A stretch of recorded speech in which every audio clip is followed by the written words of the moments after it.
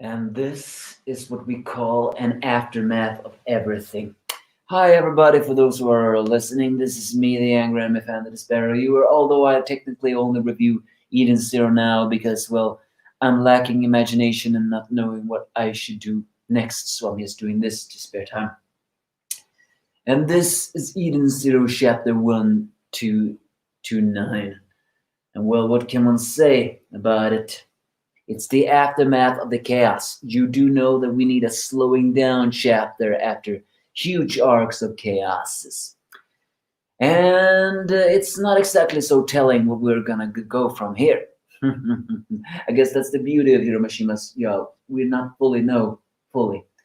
Although we do know that from an implication on what next week's chapter is going to be, something tells me we are now gonna head towards the direction of Poseidon Nero. Maybe. Alright, now on to the chapter. What happens in this one? Well, first of all, Elsie is back on her ship, being bandaged in a traditional Elsa fashion. I mean, Elsie fashion. Sorry, I couldn't resist. But it's still very pretty, as well as being that she is saved thanks to the medical technology. Wormera thanks Gwen and Hyoga, who are only responsible. It's no biggie. I mean, they smile and Hyoga, no, sorry, Gwen blushes, but yeah, it's kind of sweet of it all. It's also revealed that Pino's mind actually knows that justice is part of the Russian says Interstellar. You know, Pino is like the supercomputer of the gang, except the Hermito. I mean, granted, her intelligence was actually kind of high, ranking up in the percent of it all. But I still think it's pretty impressive that she knows that the Russian says Interstellar exists. I guess that it means that the Russian says Interstellar is not exactly, well, I wasn't going to say unique, but I was going to say that means they are famous. They are known, just like the Russian says Galactica, the Interstellar do exist. And as Elsie say, they are six warriors in a class of their own, even within the government, meaning that there are powerful warriors with the government, but they are the exception of being the most powerful, and supposedly have powers that rival the Russian says Galactica.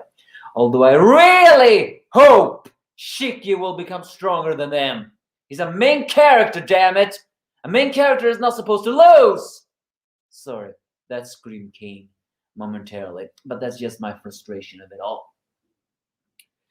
Even though Elsie apologizes for Justice having making Shiki a target because of this, and something tells me that this is not the last time we're gonna see Justice. I mean, duh, he's into the story, so of course this is not the last time.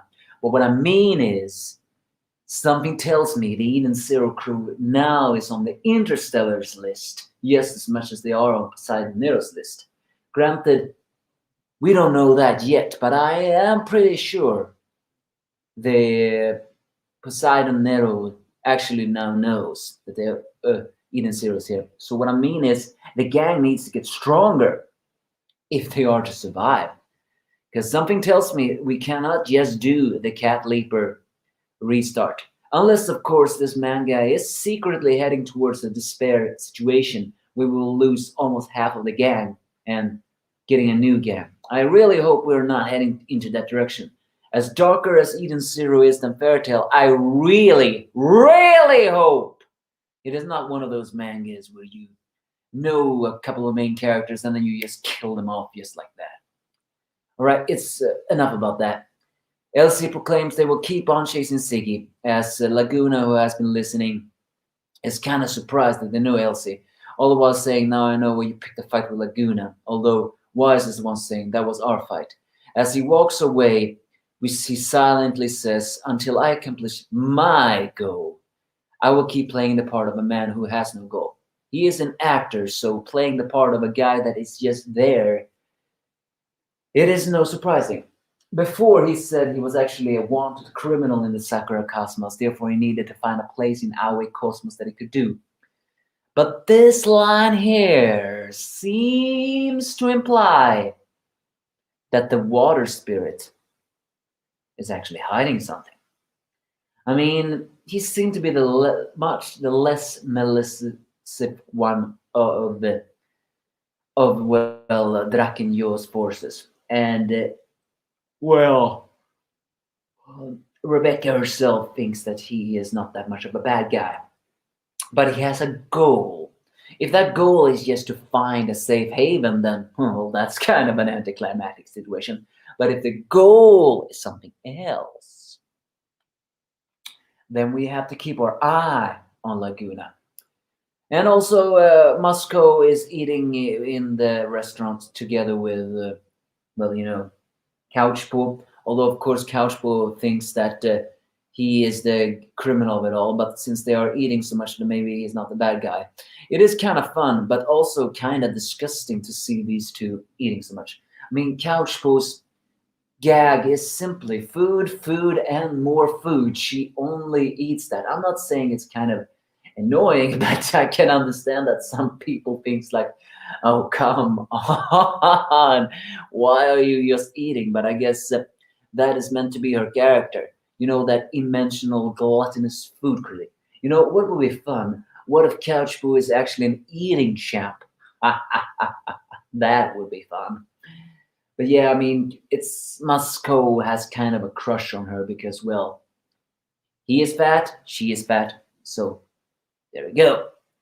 Also, the young girl they rescued from Foresta is also on the ship now. That is actually kind of surprising.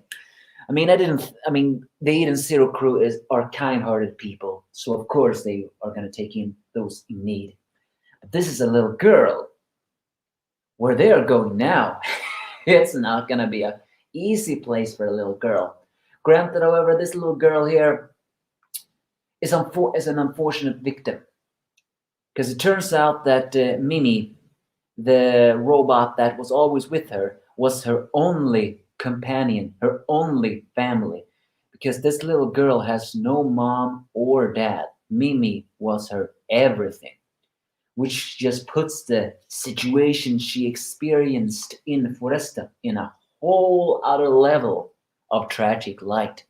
An orphan girl, just like Rebecca, who got a robot companion. Granted, Happy wasn't a robot companion until, well, that freak accident, but you get the point. In a way, she's a foil to Rebecca. She had a robot companion. That robot companion was her only family. And then Siggy happened. The virus brainwashed all robots. Mimi escaped, wasn't brainwashed yet, and yet still was coldly executed by Poseidon Eros forces. To be going through that is sad, I'm telling you. We do learn the girl's name here, though. According to one translation, it seems to be Aruna. Also, these things on her head, yeah, it seems to be on their head. This suggests that she might actually be an alien. But what makes this scene so very sweet is that witch who at first is there just to, well, compliments that Couchboy is eating their kitchen out, actually gives Aruna some words of encouragement, saying they too understand the feeling of losing a friend. Thinking back about Valkyrie, I still wish there will be a time where Valkyrie will get back into the story fully revived, even if Homura is best girl. She mentions that they did cry a lot losing that friend, but also believes that that friend of them will be sad if they only cry, because she believes they are in robot heaven, or that robots can go to heaven. I mean, I really like Witch's character. People say that she's flat and all that stuff, but she is as stoic as Witch is an incredibly compassionate woman.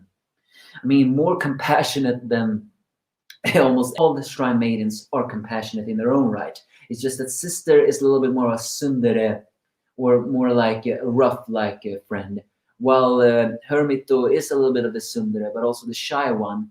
Valkyrie was motherly, but also strict.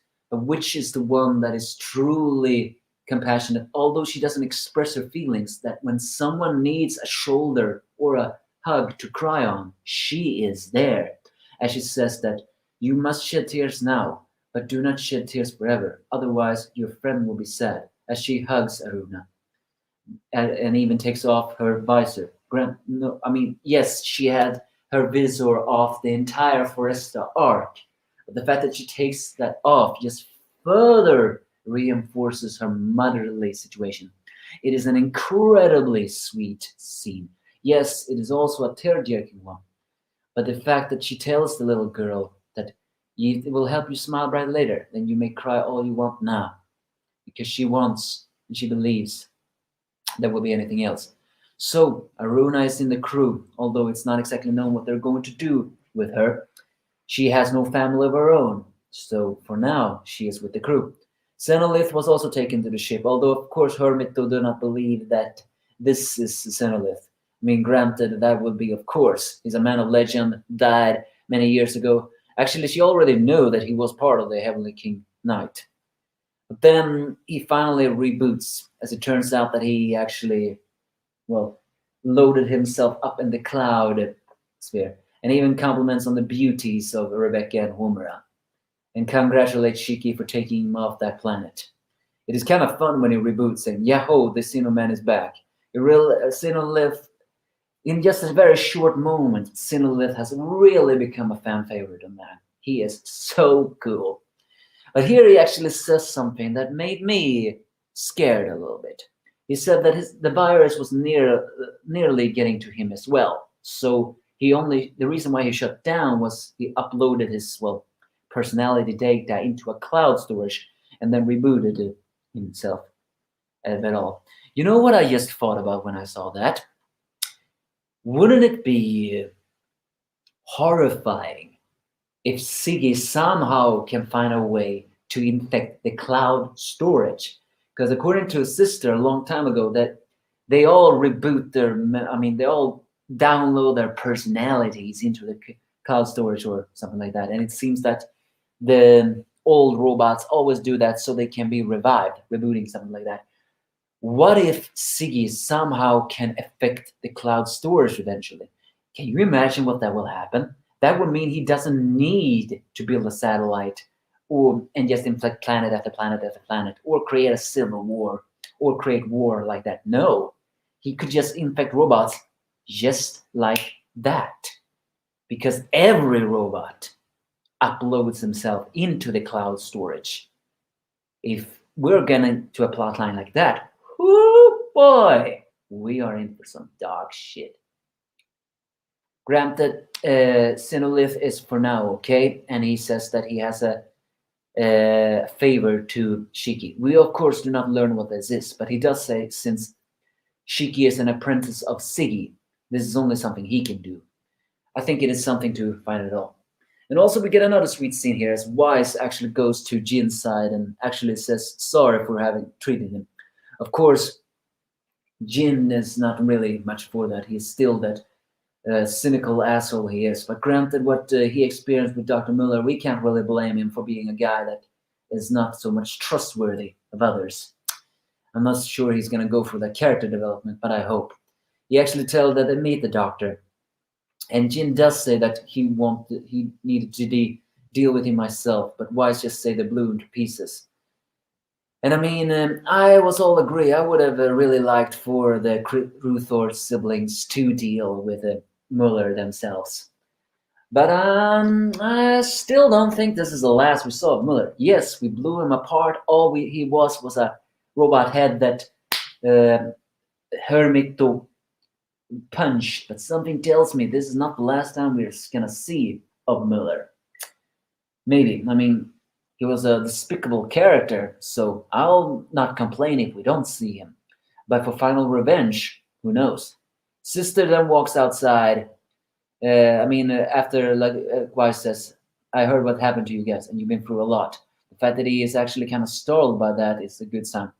So, Sister goes outside the place as Klein slyly said that her heart was in darkness and couldn't show emotions. But now her son is fed as she shows a genuine, bright smile to her brother.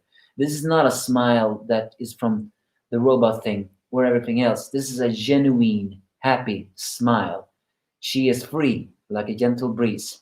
Sister did cure her by deleting the memories of Muller, as well as being rescued by Draken's bill collectors. In which makes it an odd way. It seems that Draken actually saved them.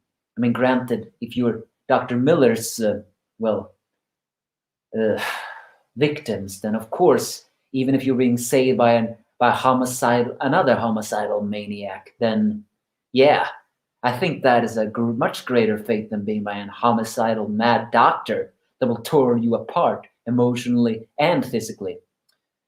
But still, yeah. But I do understand why Sister also raised about being Draken's debt collectors, because technically, Klein in all of this was just an unfortunate victim, and she worked for a crazy criminal. So it will make sense to, be erasing that memory. As she says that you promised me, brother, to find sister, and you did find her, and now I am all better. As Jin, for the first time in this series, genuinely shed tears and happy tears. When a lot of people saw this scene, they all said, "Oh, now he looks just like Natsu." I mean, granted, when he doesn't have these shadowy eyes under him, then yes, maybe his design is a little bit similar to Natsu of Fairy Tail. But come on! It's the same author. You cannot expect all to have unique situations of it all. But the fact that Jin is shedding happy tears is the first sign of emotions from that stoic guy. This is a scene. The Ruthor siblings are for now at peace. At least Klein is this. She is finally cured, finally happy, and even Wise is happy for them, even does this. And the Wise was also a very good character here. First, with saying to Laguna, this was our fight, and the fact that he apologized to Jin, even though he doesn't have to, since Jin is kind of a jerk himself. The fact that he understood what Klein and Jin has been going through, and that he's happy that Klein is now, well, happy. It's just another sign that makes Wise a good character here. It shows that he has a very big empathy with it all. And Witch, oh my God, Witch, you are so sweet, helping this little girl through her truer trauma. As well as Cinnamon, yeah, this was quite honestly a chapter that warmed my heart. A very long review, sorry, but this is truly a warm chapter. But what is going to happen now? That is the bigger question. I actually know the title of the next chapter. Something is called Ocean 6. And when I saw that, I was both hyped and a little disappointed.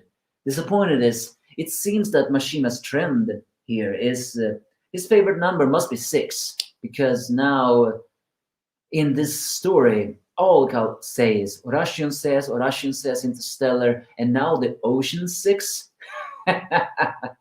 But if that title implies that we're going to see the ocean, or at least one member of ocean, then I'm all for it. Let us see Poseidon Nero's forces, because something tells me what awaits us next is not gonna be so good. However, the gang needs to train.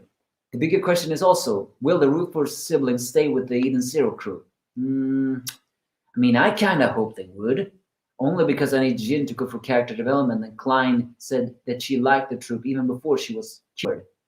Granted, however, we will see. Give me your thoughts, if you have any. Like and subscribe.